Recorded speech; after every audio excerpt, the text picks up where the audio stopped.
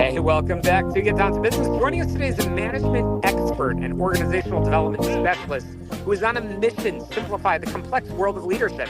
Karl Hebenstreit is the author of Explicit Expectations, the essential guide and toolkit of management fundamentals, and the founder of Perform and Function. With a broad base of experience in human resources and organizational effectiveness, Karl has developed a proven system to help managers and teams align their goals and eliminate the friction of unstated assumptions. He's even developed an AI program that supplements the principles in his book to provide leaders with real-time support in the modern workplace. Welcome to the show, Karl.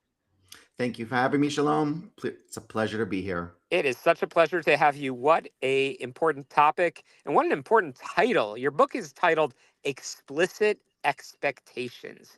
Why, Karl, do you believe that a lack of clarity is the single biggest silent killer of productivity in most organizations today? So it definitely is. And I've actually seen some research recently, even after the book was published, that actually goes into that, saying that clarity is the one thing that most employees are seeking right now. They want to be clear about the direction of where they're going, where the company's going, and what the expectations are of them. They don't want to have misunderstandings. They don't want to be surprised by surprise performance reviews where they're being told things that they should have been told much earlier in their careers or even in the year. And they really want to know what's expected of them so they can perform and deliver on what the organization wants. Absolutely. And you talk about management fundamentals. Yeah. In an era of high tech tools and remote work, why is it more important than ever to get back to the basics of how we lead people? I think it's very important to get back to the basics because I think most of us lead from this mindset of the golden rule, which we were taught over and over and over again about treating others the way that we want to be treated. And that's where we go wrong because most people are different from us, from the way that we think, from our experiences, our backgrounds, and they want different things than what we want. And they've had different paths to get to where they are. And they may even want and aspire to different things than the leaders have for themselves.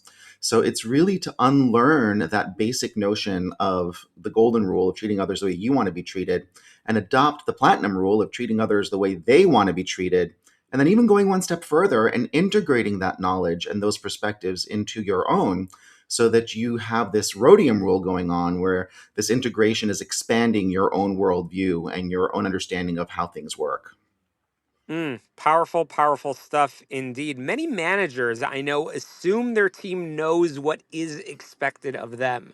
What is a simple litmus test that a leader can use today to see if their expectations are actually as explicit as they think? Yeah, I think the one-on-ones are the way to get to that. But even before the one-on-ones, you'll probably start seeing as a leader things aren't happening when they should be happening according to your own expectations or as you think that they should be happening. And when you start seeing that, it's really important to make sure that you have those one-on-one schedule where you find out what's really going on with each of your team members to find out what their interests are, what their passions and strengths are, that you're using them and engaging them appropriately rather than disengaging them by, again, not having clarity of expectations and also not aligning their interests and strengths into the work that needs to be done. Absolutely. I am chatting with the author of Explicit Expectations, the essential guide and toolkit of management fundamentals, and the founder of Perform and Function. Once again, that's Karl Hebenstreit. And Karl, I know that you also, as mentioned in the show intro, you've also developed an AI program that Yeah. supplements your book. How does this AI tool help a manager in real time when they're facing a really difficult conversation or a project deadline? So the chatbot is actually an AI enabled assistant, if you want to look at it that way, or coach that real time will be able to walk you through either a lesson from the book or even a role play of a conversation that you might want to have with your direct report.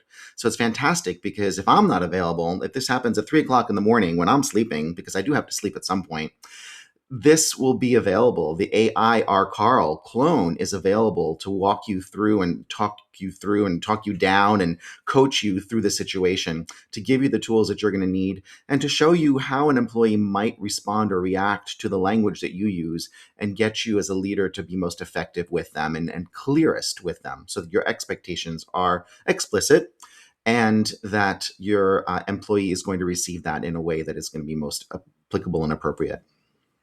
Absolutely. Karl, this is so important. It's something that I hear from our listeners all the time. Again, your organization, Perform and Function. What is the relationship between an individual's personal performance and the overall function of the business ecosystem? I love that. Yeah, it's a play on word for form and function, and it's totally all about the work that I do. It's about performing and functioning. So performing is getting the results that the expectations of the organization have of you, and the functioning is really your functioning so that your values are in alignment with the organization and the expectations of the organization as well. So it's really an overlap of both of those so that you can get the most engaged and successful and happy employees possible. Indeed. Karl, we're going to have to cut to a break in just a moment. But of course, our audience, so many small business owners, entrepreneurs, who I know from the feedback that I hear on Get Down to Business, they feel like they're constantly putting out fires. How can the tools in your guide help them move from reactive management to proactive leadership? So I think a lot of the time it's all about prioritization and delegation. And I think going back to basics is how do we prioritize the right things, make sure that we, the ones that are needing to do those things, are actually doing them, and giving the other things that could be growth opportunities for our direct reports, our team members who might be also interested in and craving those opportunities, the chance to do those instead. So it's really prioritizing that all around what needs to happen that is the most important thing to achieve our goals.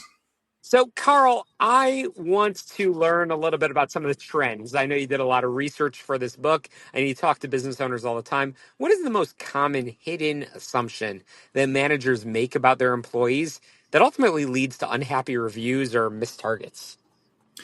I think the most common misconception is that the employees just know naturally what is expected of them, that even when they get promoted into a new role, that they have somehow organically or unconsciously been able to just absorb all the information from around them of what the expectations are of a leader or a manager without having to receive the training and the support and the coaching that goes along with it.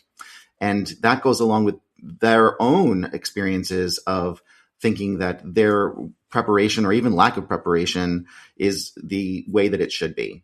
So it's really breaking through that barrier and again making those conversations happen so that all of the expectations both ways are explicit, that the manager's expectation of the direct report and the direct report's expectations of the manager and how they want to be supported and coached and developed.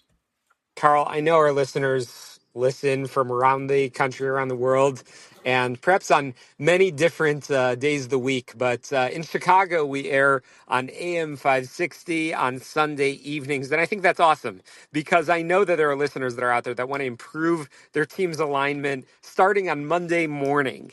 What is one explicit expectation conversation that our listeners should be having with their staff right now? I would love for a leader to actually sit down with their direct reports, each individually, one on one, and find out what their aspirations are. What are their true aspirations? Sometimes leaders think that their direct reports aspire to a certain management or leadership position, or that they like to do certain things in their jobs, and it's not the case at all. So to really validate that and verify that. Karl, we've got just about a minute remaining in our conversation, and I'm really curious. How did you become so passionate about this topic? Again, long before the era of remote work and some of the new trends in business that we're seeing today. I know you've done a lot of research and a lot of work to prepare for this. How did you become interested? So a lot of my insights and practical experience are from using the Enneagram, which is a wonderful system that identifies the 9 primary motivations of human beings, and each one of us has one of those. So understanding that each of us is approaching life using a different mindset or worldview or just different perspective, and trying to figure out what each other's is perspective is and how to incorporate that into our own is really my passion. Amazing. Karl Hebenstreit, I've really enjoyed our conversation, and I know our listeners will want to find a copy of your book, your AI chatbot, as you said, and all the resources that you and your team have to offer. How can we get in touch? So the easiest way is on my website, which is www.performandfunction. Again, remember it's a play on words, form and function, but it's performandfunction.com. I'm also on LinkedIn as Karl Hebenstreit, and it's Karl with a K. Fantastic. Karl, thank you so much for joining us. And to all of our guests on today's show, what a jam-packed lineup we have had on today's episode of Get Down to Business. We've been on the air for over 12 years with so many amazing business leaders, authors, just phenomenal people that honestly inspire me each and every week. And I know that they do the same for you as well. So be sure to get on your favorite podcast app. Just search for Get Down to Business. But friends, make sure you subscribe, rate, review, and share so you don't miss a single episode. And do get on my website, syklein.com, syklein.com. And you can always get in touch with me. I respond to all messages that come through. I'd love to hear your feedback, your input, your suggestions on what we should be talking about. Be sure to also check out our sponsors of the show that keep the show going each and every week and have done so for the past 12 plus years. We are the show all about small business, jobs, and entrepreneurship as we continue on in 2026. I wish you the best success in the week ahead. To success, let's get down to business. We'll see you next week.